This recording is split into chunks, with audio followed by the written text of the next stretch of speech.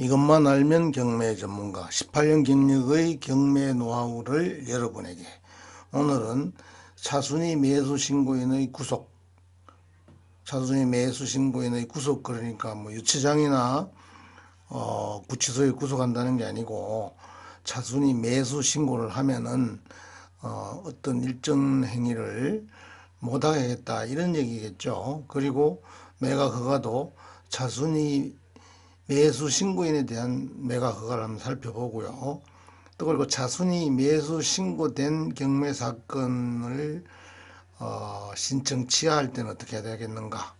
그리고 이제 주택 임대차 보호법에 나오는 임차인의 보증금 중 최우선 변제금에 대해서도 한번 살펴보고요. 개인이 2016년 7월 26일부터 NPL을 사올 수 없도록 되어 있죠. 즉 제 이름으로 명의 변경을 못하게 되어 있는데, 뭐 그렇다고 투자 방법이 없는 건 아니거든요. 질권을 설정하는 방법하고 채무 인수하는 방법이 있는데, 요거는 질권 설정한 사례만 등기부등본에 오늘은 보여드리는 걸로 하려고 생각합니다. 자, 우선 지난 시간에 차순위 매수 신고에 대해서 간략하게 몇 가지 말씀드린 게 있는데, 그걸 한 번 더 말씀드리고 나서 차순위 매수 신고인의 구속이라고 쓰는 것을 진행하도록 하겠습니다. 차순위 매수 신고의 취지는 대금 지급 기한까지 최고가 매수 신고인이 잔금을 납부지 아니할 경우에 자신의 입찰에 대해서 매각 허가해달라는, 여기서 자신이라는 얘기는 차순위 매수 신고인이죠. 해달라는 취지고요. 재매각을 함으로써 절차가 지연되고 법원 업무도 줄일 수가 있잖아요. 그래서 이 차순위 매수 신고 제도를 하고 있다 이런 얘기고, 그 요건으로는 보증 금액을 뺀 금액 이상, 예를 들어서 최저 경매가가 1억이라면은 보증금이 1,000만 원이잖아요. 근데 최고가 매수 신고인이 1억 1,000을 썼다. 그럼 거기서 1,000을 빼면은 1억이 되죠. 그러니까 1억 이상을 쓴 사람을 차순위 매수 신고인으로 받아주겠다 이런 취지고요. 그리고 보증금은 최고가 매수 신고인이 잔대금을 납부할 때까지 반환해 주지 않습니다. 만약의 경우 최고가 매수 신고인이 잔금을 안 낸다면은 차순위 매수 신고인의 인도 보증금이 필요하니까 그걸 법원에서 보관시켜 놓겠다 이런 취지인 거죠. 자, 차순위 매수 신고인의 구속은 뭐 유치장에 넣는 거 아니라고 말씀드렸죠. 차순위 매수 신고인으로 경매 사건 진행할 때 호칭이 되고 나면은 차순위 매수 신고한 사람은 그 신고를 철회할 수가 없습니다. 그러니까 경매 사건을 진행할 때 차순위 매수 신고할 분 계세요 하고 집행관이 얘기를 하죠. 그리고 누가 차순위 매수 신고인입니다 라고 호청을 하고 나면은 처리하지 못한다 이런 얘기입니다. 그리고 차순위 매수 신고인에 대한 매각 허가, 최고가 매수 신고인이 매각 대금을 미납할 경우에는 아까 말씀드린 대로 재매각하지 않고 바로 차순위 매수 신고인에게 매각 허가 결정을 해줍니다.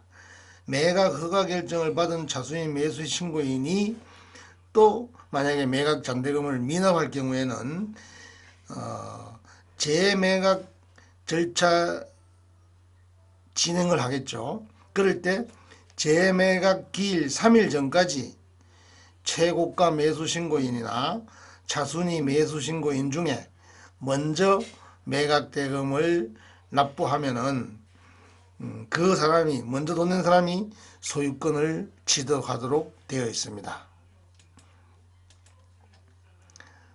최고가 매수 신고인에 대해서 매각 불허가가 나온다면은 당연히 차순위 매수 신고인에게도 매각 불허가 되는 겁니다. 뭐 최고가 매수 신고인에게는 매각 불허가를 해주고 차순위 매수 신고인에게는 매각 허가를 해주고 이렇게 하지 않는다는 얘기죠. 예. 차순위 매수 신고인에게도 당연히 매각 불허가를 해야 되는 겁니다. 그리고 새 매각을 실시해야 된다 이런 얘기입니다. 그리고 차순위 매수 신고인이 있는 경매 사건에 대해서 제가 민집 그러면 민사집행법을 줄여서 쓰는 거죠. 93조에 있는 내용을 올려놨습니다. 경매 신청의 취하 동그라미 2항에 매수 신고가 있은 뒤 경매 신청을 취하하는 경우에는 최고가 매수 신고인 또는 매수인과 제114조 여기서 114조는 차순위 매수 신고인에 대한 얘기입니다. 차순위 매수 신고인의 동의를 받아야 그 효력이 생긴다. 차순위 매수 신고인이 호창이 되고 난 뒤에는 그런 얘기고요. 요거는 강제 경매에서 경매를 취하시키는 방법 중에 하나를 얘기하는 거고, 만약에 이제 강제 경매에서 채권을 다 갚았다 그러면은 이렇게 동의를 받아서도 할 수 있지만은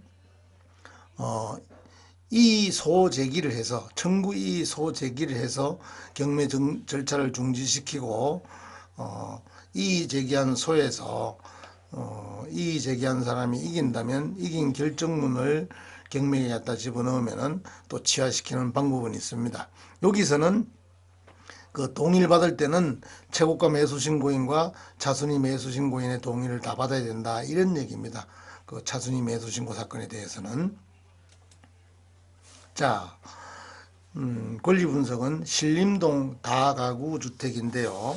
제가 요거를 가지고 온 이유는 배당을 할 때 대략 어떻게 되는지, 즉 그 임차인 보증금 중에서 최우선 변제되는 금액하고 그 다음에 배당되는 것에 대해서 한번 살펴보려고 이걸 가져온 건데, 이런 걸 하시다 보면은 나중에 배당을 아주 잘하게 되는 거죠.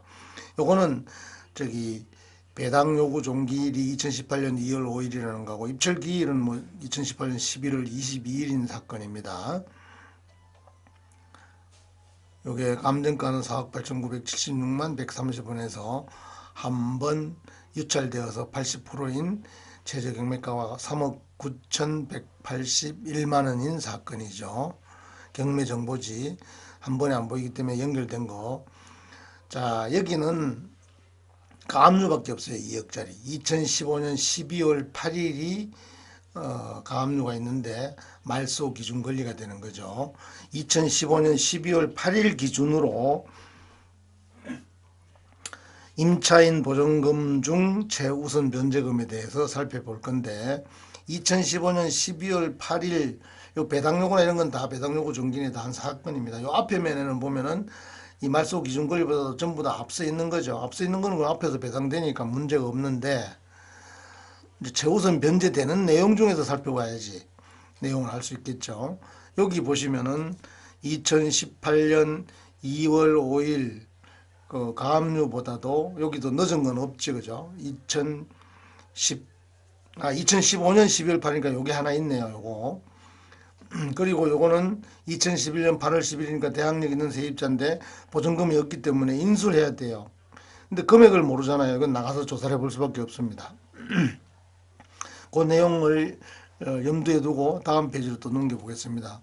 여기서도 보시면은 12월 5일 이전인 사건이네요. 그 임차인이 이걸 보시고서 다음에 계산되는 걸 보시면 되는데, 자 2015년 12월 8일이니까 서울특별시 같은 경우 2015년 12월 8일이니까 2014년 1월 1일부터 시행되는 9,500만 원 이하 임차보증금의 범위가 그 중에서 3,200만 원만 최우선 변제가 된다 이런 얘기입니다. 이거는 기준이 뭐라고요?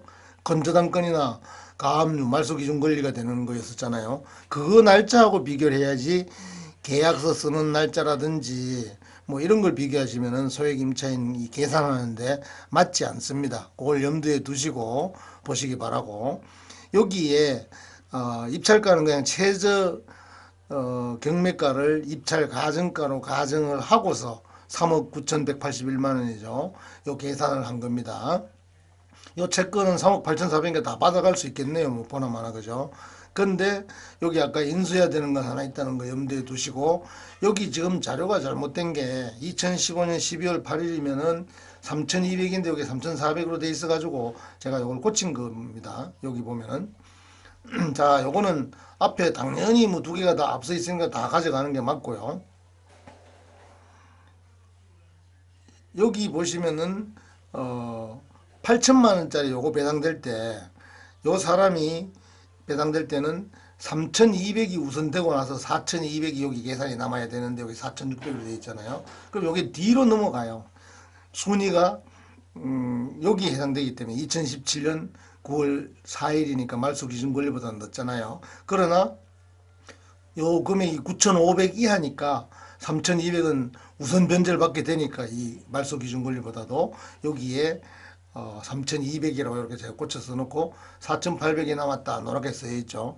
요 앞에 요 사람은 100만 원 남는 게 아니고 3,500을 그대로 다 받아가는 겁니다. 우선은 앞서기 때문에. 요 4,800만 여기 그 말소 기준 권리 2억짜리보다도 뒤에 받아가는 걸로 이렇게 계산이 되는 거예요.